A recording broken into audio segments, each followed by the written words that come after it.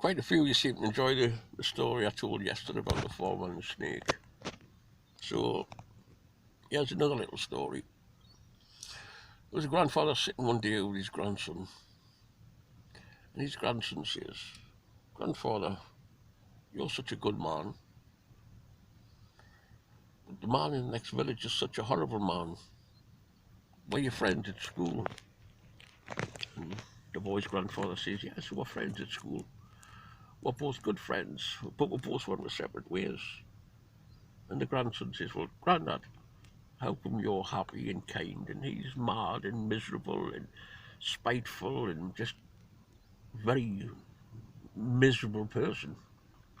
And the granddad says, "Well, son," he says, "we both decided to go different ways because of the wolves inside of us."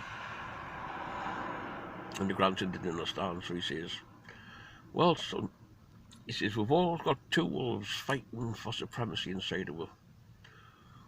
One wolf, he feeds on all the hate and negativity, jealousy, cruelty, bitterness, and envy that we have inside of him. And the good wolf, he feeds on all the goodness, the happiness, the kindness, the things we do for each other, the things we do for our folk, our family and our faith."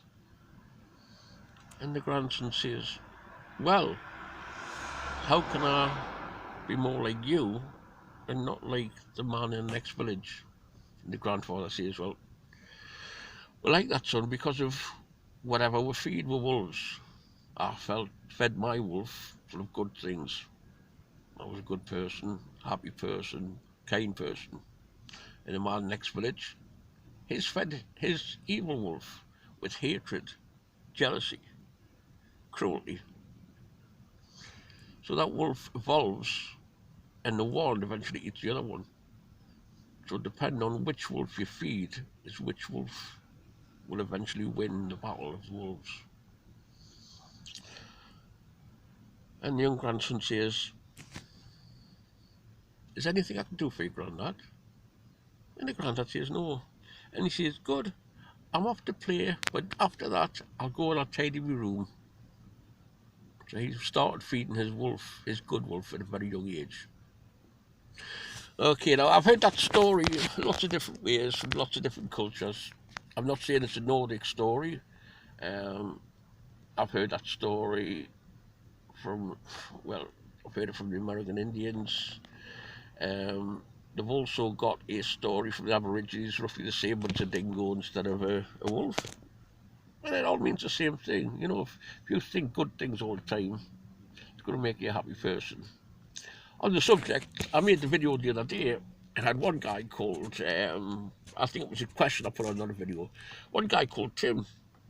And the question was, quote from the Havermal,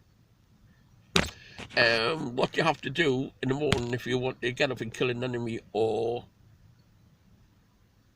take someone's land. And the answer was to get up early. That's the simple answer.